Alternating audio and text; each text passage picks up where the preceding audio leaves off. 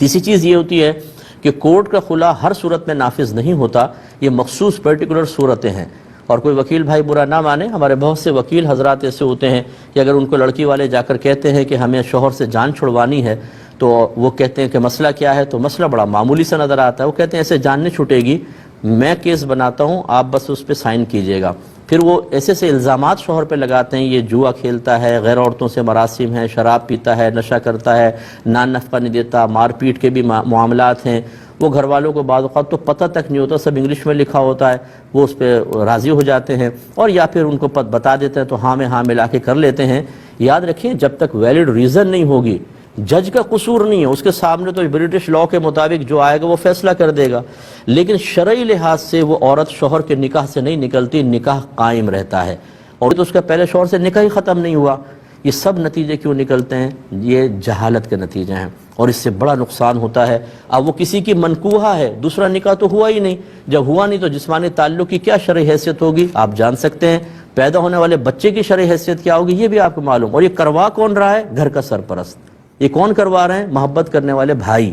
یہ کون کروا رہے ہیں؟ ماں کروا رہی ہے، اور ان کو پتہ ہی نہیں کہ ہم کتنا غلط کام کروا رہے ہیں۔ اس لیے جو بھی میری بہنیں یہاں سن رہی ہیں، جو والدین سن رہے ہیں، انہوں نے اپنی بیٹیوں کو کورٹ سے فسخ نکاح، یہ جس کو آپ لوگ خلا کہتے ہیں، خلا کروایا ہے، خدا را ایک مرتبہ کسی اچھے مستند مفتی صاحب سے اس پر ایک فتویٰ لے لے ریٹن کہ ان وجوہات کی بنا پر ہم نے کورٹ سے خلا لیا تھا، اتنا سچ تھا اور اتنا ہم نے جھوٹ اس میں بھر دیا تھا، اور تاکہ ہماری بچی کی جان چھوٹ جائے تو کیا حکم شرع ہے، اور اس کے بعد جو بعد میں بچی کے ساتھ معاملات ہوئے، ہم نے اس کا نکاح کر دیا تھا، پھر بچے بھی پیدا ہو گئے، اس کی کیا شرعی حیثیت ہے۔ ایک دفعہ ضرور معلوم کر لیجئے گا، ورنہ میدان محشر میں تو معلوم ہو ہی جائے گا، لیکن اس وقت پچھتانا آپ کے لیے نافع نہیں ہوگا۔ شریعت نے ضابطے، قاعدے، اصول بنائے ہیں، ان اصولوں کو آپ اپنی مرضی کی بنا پر پامال نہیں کر سکتے ہیں کہ نہیں جی ہم جیسا چاہے کریں۔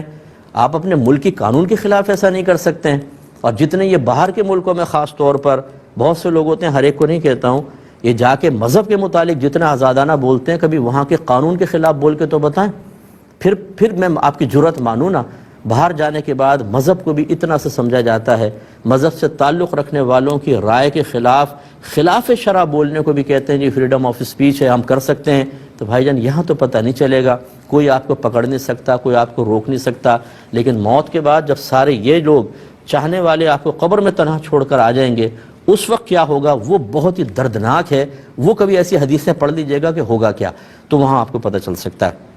ایک مختصر سا بریک لیں گے، ہمیں یقین آپ ہمارے ساتھ ہی رہیں گے۔ بسم اللہ الرحمن الرحیم۔ ابھی کے کویسچن لیتے ہیں۔ بچی نے کہا کہ ان کے خاوند کے ساتھ تو تھوڑی بہت انڈرسٹینڈنگ ہے، لیکن گھر والے جو ہیں وہ نہیں چاہتے تھے کہ ساتھ رہیں، تو انہوں نے کونسل والوں سے رجوع کیا، اور انہوں نے جھوٹے پیپر پہ شوہر کو بلا کے دھوکے سے سائن کروا کر اور طلاق کروا دی۔ کیا حکم شرع ہوگا؟ پہلی بات تو یہ کہ ایسا کونسل والا اگر جو بھی ہے اس نے جو ایسا کیا ہے اور جان بوجھ کر اگر کیا ہے تو وہ اپنا ٹھکانہ اب بہت ہی برے مقام پر محسوس کر لے، کیونکہ یہ شیطان کا کام ہے کہ وہ میاں بیوی میں جدائی کرواتا ہے۔ تھوڑے سے پیسے لے کر اور خواہ مخواہ کسی کے گھر کو خراب کرنا، بیوی وہاں صدمے میں ہو، شوہر وہاں غم میں ہو، یہ بالکل ٹھیک نہیں ہے۔ اور اس طرح دھوکے سے کسی پیپر پہ سائن کروا لیں جبکہ شوہر کا قصد و ارادہ نہ ہو، وہ اس پیپر پر لکھے ہوئے مضمون پر ہی واقف نہ ہو، اس طرح کوئی طلاق واقع نہیں ہوتی۔ آپ اپنے شوہر کی منکوحہ ہیں، اگر خدا نخواستہ اس کو بنیاد بنا کر، یعنی اس پیپر پہ سائن کو، اس پیپر کو بنیاد بنا کر آپ کے گھر والوں نے کسی اور سے نکاح کر دیا، نہیں ہوگا۔ اور جب نکاح نہیں ہوگا تو ایسا ہوگا جیسے آپ کسی اجنبی مرد کے ساتھ کسی جگہ رہ رہی ہیں، جسمانی تعلق بالکل زنا خالص، اور پیدا ہونے والے بچے کا نسب اس باپ سے ثابت نہیں ہوگا۔ اور مجھے بڑا افسوس ہے ایسے والدین پر کہ جو شرعی مسائل معلوم کیے بغیر شرعی چیزوں میں از خود مداخلت کرنے کی کوشش کرتے ہیں۔